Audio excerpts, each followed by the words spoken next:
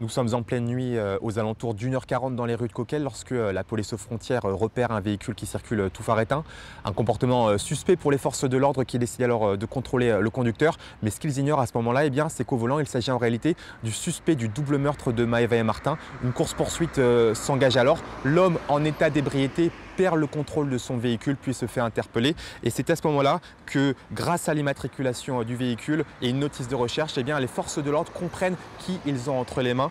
Voilà l'épilogue d'une traque en cours depuis jeudi, menée par la section de recherche de la gendarmerie de Caen. Je vous propose d'ailleurs d'écouter à ce sujet le commandant en charge des opérations qui revient pour nous sur la traque. Les premiers éléments qui étaient portés à notre connaissance, c'est qu'il avait franchi le pont de Normandie aux environs de 4 h du matin, 4h40, 4h50, et que donc par conséquent les recherches sont principalement orientées et rapidement en Seine-Maritime, qui se trouve pas loin du lieu de son domicile.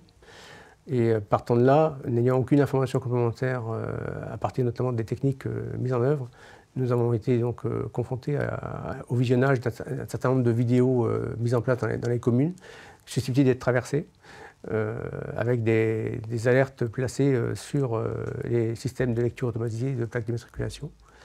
Et c'est essentiellement à partir de ces éléments que les gendarmes sur le terrain ont travaillé et ont mené sans relâche un travail de recherche opérationnelle.